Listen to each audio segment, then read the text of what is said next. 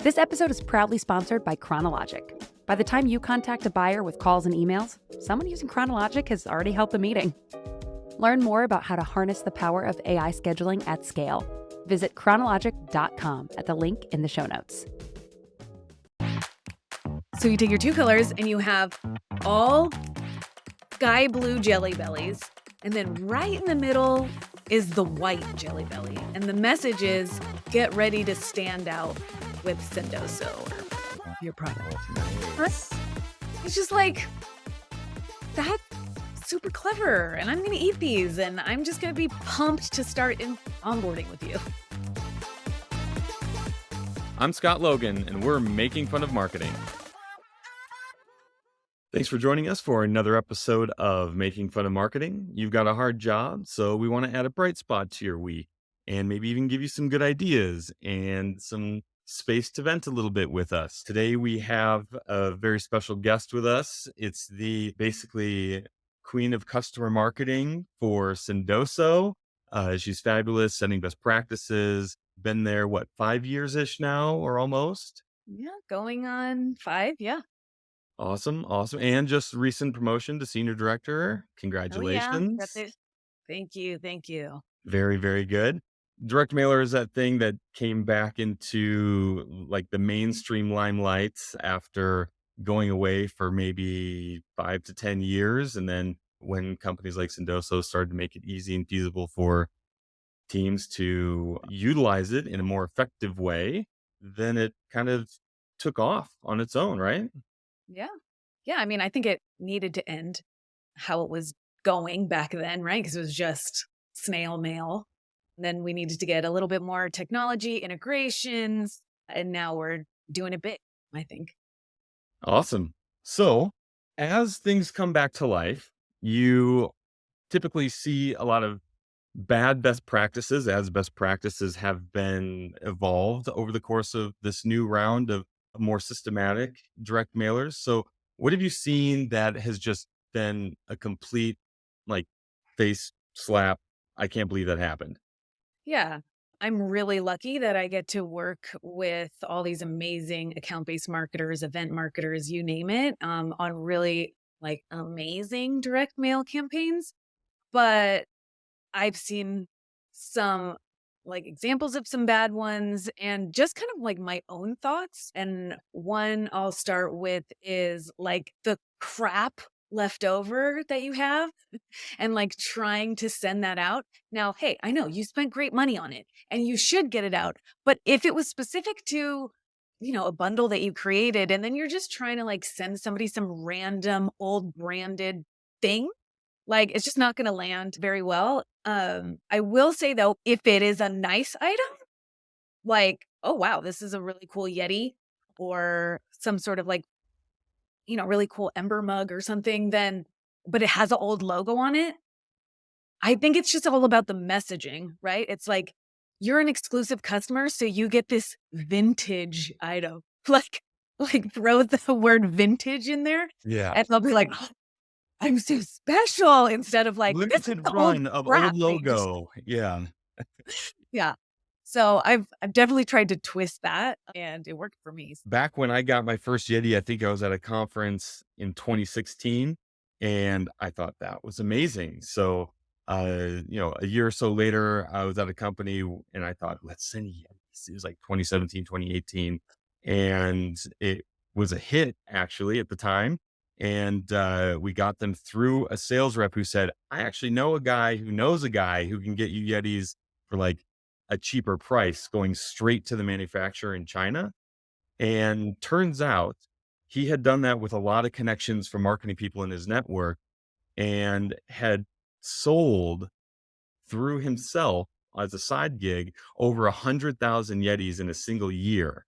And because of that, they flew him out to the factory in China and got an actual tour of where they make the Yetis in China. This is obviously pre-pandemic. They had all open doors everywhere. And he said it was crazy. He didn't even know that the offer was real. And then they reached out to him. They're like, yeah, no, this is legit. This is for our top suppliers. Yeah, that's cool.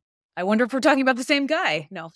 Yeah, It could possibly be, Yeah. honestly, could possibly be. It's a small world. So, what are some of maybe the better sends that have better traction now that are breaking ground, or I don't know if it's a new send or a tweak to an old one, but Yeah. what are you seeing that is most effective?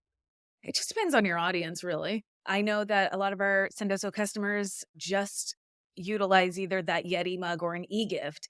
And if something works for them, that's their motto. If it ain't broke, don't fix it. Just scale your current direct mail item. Just scale it to be global. I put on the Sendy Award program. You're a Sendy Award winner. Yep. So I get to see like the craziest and coolest direct mail. And I think the ones that I see, and of course, I've been in this space for like 4 years now, so I've seen a lot, are all the integrated campaigns, right? Where they're just so tight with display ads and email signatures, and the theme that they're pushing out there resonates with their audience, and the message is consistent throughout all these different channels. Not a lot of people are doing it that way, but that's what we hope to change with Sendoso and me pushing out all of these amazing customer success stories and just getting it out to the world. On the integrated and creative both, layering the messaging on top, give us a specific example of something you've done where you put all the pieces together and laid an awesome message over the top. Yeah, so I think it was definitely when I was trying to get more people into my advocacy program. We're called the Super Senders. And I went after kind of like our ideal advocate profile, right? They Nice. are spending a ton and they're, like really innovative marketers that you want to target. So got that target list. And then I was thinking, like, what am I going to send these people that's really going to get them to sign up? So I think it's really easy to get lost in focusing on what the actual item is going to be. And so it's easy because, I mean, you hate it, but I think some people find it fun. And A lot of people find it fun. I yeah, just am so worried about the other things, like the reporting sure. and the numbers and the things I'm getting called to the carpet Yeah. on. And it just slows you down. Yeah. It's annoying. Yeah. I gotcha. So, and then I was like, okay, let's go over the top and get them like this little. Have you seen these like fire pits that sit on your Yeah. counter and you can like roast marshmallows and Yeah. do the whole kit and stuff? And I don't know. I think my messaging was going to be like flame and fire and ignite your super cinder. I don't know. Yeah. So then I was like looking through our inventory and I saw that there was a Where's Waldo book. And I was like, that's weird. And then I started thinking about it more. And I was like, okay, it's going to save me a bunch of money on my campaign, which Yeah. I like, but I'm not going to like try to Yeah. make something fit just because. But the more I started thinking about it, then I was like, oh, wait a minute. There's a really cool message with the Where's Waldo book and the Super Sender. And so the theme ended up being, it's time you found your people, right? So you're like finding Waldo, but you're finding the advocacy community and the Super Sender advocates. And uh, part of our program is a Black community where everybody comes together and like shares best practices and all that stuff. So I think that the messaging was like amazing. I got a QR code. I got a big orange bubble mailer that like, Where's Waldo books are huge. So that Yeah. bubble mailer gets in there and it's just like super bright. And you're like, wow, what is this? This is so cool. And then the QR code has the message, has a picture of Waldo, and it's inviting them like, this is your exclusive invite into the program. And here's your QR code. 0 scans. No one. I did not anticipate you to follow up with that. I know, because the message was so good and it just killed and it landed. I mean, I thought. And then, so we evaluated and we're like, what happened? I mean, we had a few signups, right? But no scans of the QR code, which I thought was really weird. And then we were like, what happened? Where was the miss? We tried it. I'm not going to just give up like that. No, that's not in my DNA. So I was like, let's try this again. And obviously, these people don't know who I am at all. Like, Mm. it was 2 years ago. I really felt like but they were like newer customers. So maybe Yeah. they had just kind of gotten in and they hadn't seen my like onboarding nurture and all that stuff. So they really didn't know me. And then so I was like, okay, well, who knows them? And I was like, all right, the CSM or the account manager. So we ended up kind of like retrying again and automating it and tweaking the message slightly. And it came from the CSM manager who owned the relationship with them. Uh, And then everything started flooding in. yes. So I definitely think that when an unknown person from a company like emails you and you just know it's marketing-y and even when the direct mail comes from someone you don't know, you're like, "Well, okay, thank you for the book, but I don't no thanks, because I don't know you and I don't know what this program's about." So, that Well, was you my nailed lesson. the emotional connection because I'm guessing when it came from the CSM, you said that Right. you did get the traction you wanted, right? Yeah, and it was more of like, "I'm nominating you to get into this program because I love the things that you've been doing with Yeah. Sendoso." Yeah. So, we did A/B testing, right? So, like, we didn't resend to those other folks, but we sent to newer folks, and yeah, that landed. It was like a big, huge lesson. I actually write about it in my CMA Soulmate newsletter. I put all my campaign flops in there so that all of the other customer marketers who subscribe can like not revisit my failure. Yeah. Yeah. I think that's really important though too to think about, oh, at face value, this really was a great campaign. Well thought out, emotional connection to where you remember those books as a child, and it's creative and it is aligned with what's happening in their work world at that moment. They just brought on Sendoso and they need to start executing these campaigns or already have. That's awesome. Let's talk about follow-up and CTA, off of that story. So I just think that it is I feel very passionately about this because and I'm not trying to sell anybody Sendoso here, but, when you send something through Sendoso, then you get all of these alerts when your package is delivered. You being the rep or the CS Right. rep Yes, or the the person in who yeah. sent it. Yeah. And so is and even if marketing does a bulk send for you for like, your target accounts, you'll still get Mhm. that alert that it's landed. And so you can follow up immediately. So that timeliness is there. What we can also do is what I've seen work for some SDRs and AEs is forward that actual alert forward that Huh. alert, right? And they say like, "Oh, hey, I see that your package has been delivered." And let me tell you, if that when they do that to like a decision maker, the decision maker then sees that capability and they're like, "Oh yeah, this is a no-brainer. We need Sendoso because we need to have those alerts for that impeccable timing and just nail the follow-up." I'll tell you another example. It was right around the holidays or like probably October because we want our customers to start thinking about their holiday sends really, really early, even actually in summertime. Anyway, I sourced these slides. So, like Adidas slides. Yeah, I'm yeah, like yeah. repping Adidas right now. So I think it was right around COVID times where everybody's at home. And I was like, I'm wearing slides all day at home. I'm going to get our super center some slides. And they're customized and you can like take off the buckle and then I could like continue to get them new buckles. So I got our logo on these slides. I have this help us spoil you form it's like an intake form when they become an advocate and they capture everyone's shoe size. So I was able to send out these slides as an invitation to an event. So the slides, the physical slides that they got were the invitation. And the messaging was slide into holiday sin. And I gave them like, their actual physical invite that they can go and get like register online. But the beautiful thing again about Sendoso and all the integrations and the Marketo and Salesforce is you can have these triggered emails go out when it lands. Right? So when when all the shoes started to land, I would like wait probably like 5 hours just in case like they hadn't opened it yet and I didn't want to like Yeah. ruin the surprise. And I would just say like, "Hey, I'm so glad you received your slides. I hope you love them.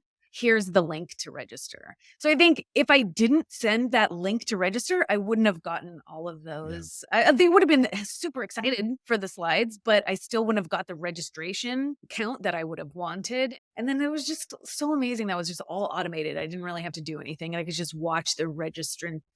So one thing I really liked about what you did there was because you're selling to a persona that you also are, which is really easy in sales and marketing software because we get to, I we know.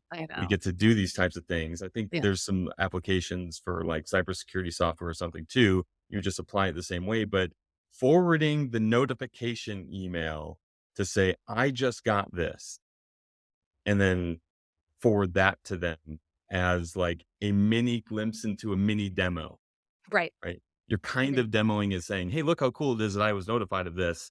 Yeah. Here's this thing. By the way, do you want to do this too? Yeah. It's Yeah, and it's fantastic. great for folks that have gone dark as well. So if you Mhm. send them something to like re-engage, then you just kind of use that as a new thread with them, right? Because it says like, "Woohoo, your gift has landed." And so like every time they see that like reply, "Woohoo, your gift has landed." They're just like, "Oh, I'll click on that."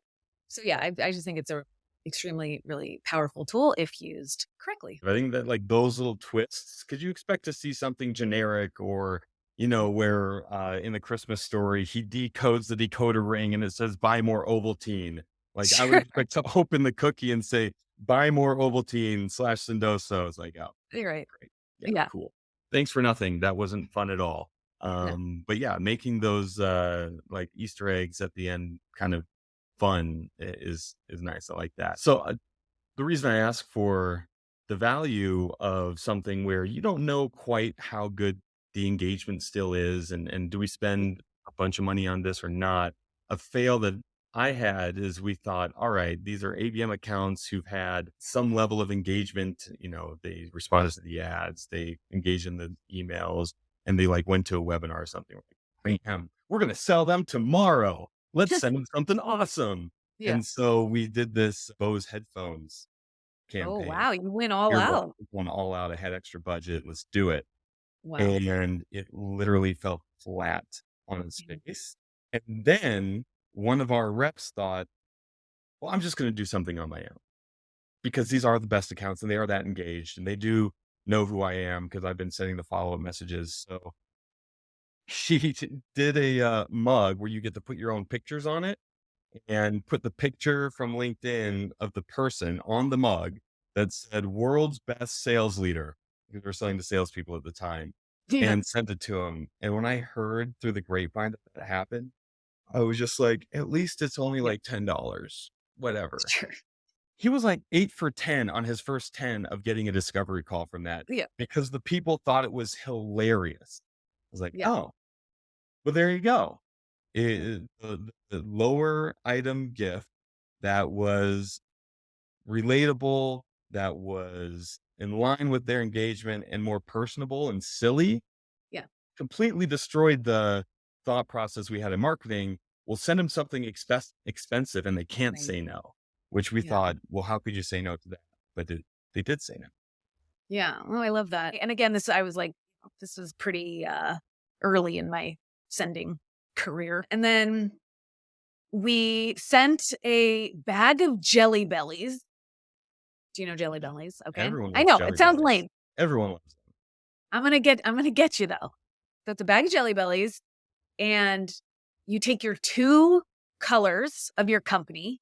What are them. your two colors of your company? White and like sky blue. Okay, this is gonna be good. So you take your two colors and you have all sky blue Jelly Bellies, and then right in the middle is the white Jelly Belly, and the message is get ready to stand out with Sendoso or Wow, your product. Right? nice. It's just like that's super clever, and I'm gonna eat these, and I'm just gonna be pumped to start in onboarding with you. I'm curious as to how those packages get made. Did you have like warehouse folks like picking through them and filling up the Ew, bins? that's Like, oh it my doesn't god, I seem didn't even like think I of that. can do that just through the Jelly Belly website. Yiker, yeah, I didn't really even think about that. Hopefully, Jelly Belly's pretty, the top of the tier, like good stuff. So Yeah, hopefully yeah. they're wearing Ni gloves. yeah. Yeah. That's awesome. Yeah, that's really cool for taking something that you just know people generally like. Let's like have a list of 10 things that people like. Oh, people like jelly beans. And 48 cents. I mean, maybe it's just like I like the price more than the actual thing. Like, I just don't think you need a big onboarding gift. Like, you should just nurture them throughout. Like, maybe if you meet your first milestone, then that's huge and big and like, but save it for renewal or something. Yeah, yeah, renewal for the big gift for sure. That I've done that before with pretty good responses actually. Yeah. But I do want to talk about one area because somebody may be listening to this who's like, well, my target audience can't accept gifts, Uh-huh. right? That's a Government, thing. finance, anything Totally. public. Yeah. Highly regulated industries can either not accept gifts or they can't accept gifts over a certain amount. So I think it's $25. Like that, yeah. So how do you stand out to those folks? And the kind of like digital way is through like a charity option. Sendoso Mhm. has charity choice, and you can like decide which you could be proactive about it and based on their interests or charities they've donated in the past that you can see on LinkedIn or Twitter or anything like that. You can say like, I also on your behalf contributed to this charity for you. Lovely. If you want to take that a step further and make that physical, then you can actually get like a receipt printed and then like direct mail that to them. That's pretty impactful.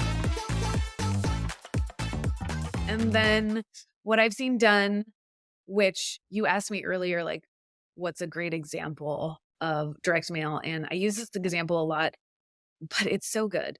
So for these highly regulated industries, for the ones that can only accept like a $25 amount, but let's just say they're a massive, ABM account and they're in your like top tier, one-to-one, white glove. Like, how do you reach out to them with a direct mail? And so what this one company did was they spent the money on the packaging and the presentation of Mhm. it, the video mailer, the like. So think Apple and how like when you get your laptop or your phone, Yeah. that like thick, sexy cardboard and everything Everything has its slides place. together perfectly. Yeah, it's awesome. It's like soft.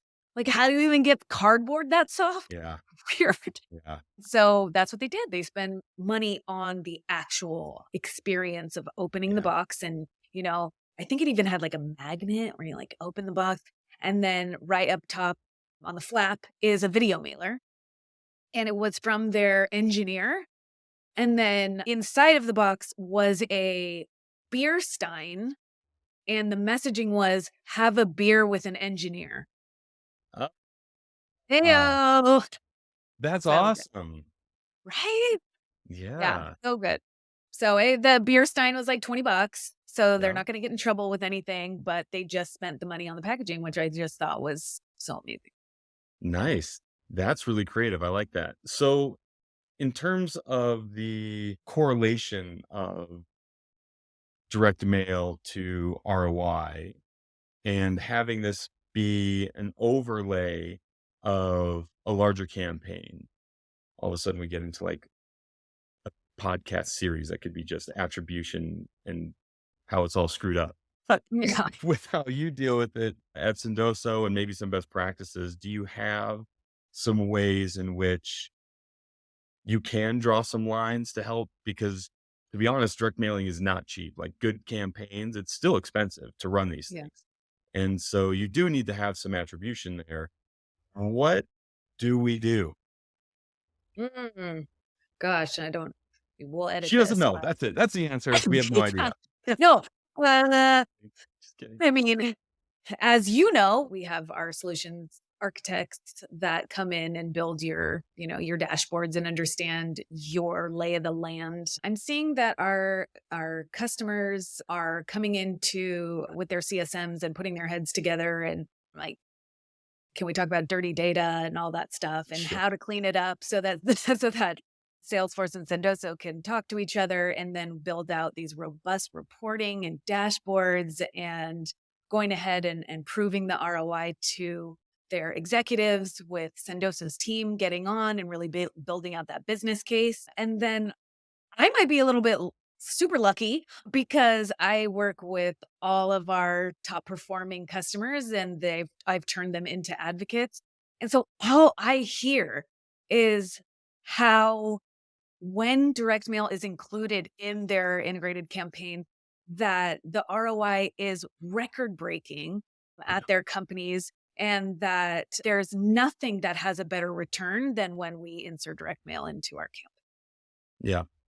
I'll double down on that. Running lots of ABM campaigns over the years, we would look at, okay, let's see on the direct mail side if this is making an impact. And then you run the motion, you get to that point where the extra level of engagement is needed. And then in some cases, you just do your standard call, email, try and set something up or send an invite. And then others where you at that moment trigger or have a rep actually do a send that's in line with what it is the campaign entails.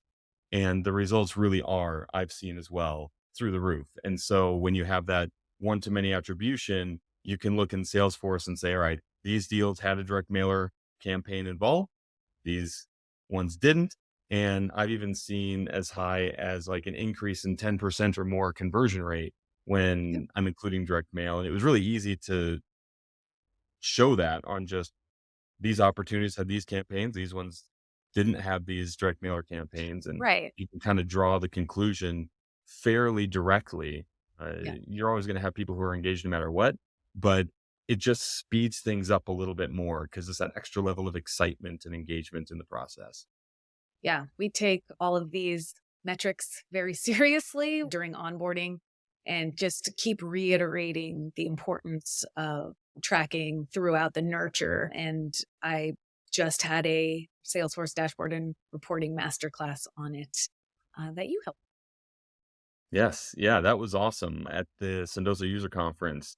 Tons of information. That conference was great because I was able to learn as much from everyone around me as the stuff that we prepped on a couple of sessions for. Anytime you can get into your community like the one Leslie has here and tap into those ideas, and there's a Slack group that you have in your newsletter, definitely take advantage of that to be able to shortcut your way to success, especially if you're just starting out or want to start out. Anything to add on that? Anything new coming out that you have? Yes, actually. Oh, two things. One is Sendosa starting a podcast. And guess who's the host? Yay. Yeah, we're actually going to do our first beta pilot program pretty soon, or pilot episode pretty soon. So look out for that. It's going to be, me, advocacy, customers, ROI, all that good stuff. And then for my personal brand, I mentioned I am the CMA soulmate for our whole community. I have a newsletter with almost 1,000 people subscribed. So I'm super excited to hit Awesome. that milestone. I made up my own attribution model for customer marketers. So I have a course on that. And then coming out, I hope in May, I'm really tackling account-based customer marketing because my journey started at Engagio, which was acquired by Demandbase. And so ABM has just been running in my veins, and then working with all these account-based marketers and learning from them and honing my skills in this area. I just think that I'm just happy to share another marketing tactic with these customer marketers to grow our field and the success of our department. That's fantastic. So definitely check all that out. Excited to have your podcast coming out and learning from all the expertise in your network because there's a lot of good stuff there. So thank you so much. And thanks for joining us. Go ahead and check out other podcasts with conversations that might not be as fun as this one. Just kidding. They're all very fun. But Leslie, you're fantastic. And we'll catch everyone next time on Making Fun of Marketing. Have a good one. Hopefully this was a bright spot in your day. You can go ahead and listen to more episodes at chronologic.com/podcast and give us a 5-star review and subscribe if you just want to hear more and get it fed to you. Thank you. Have a great day, everyone.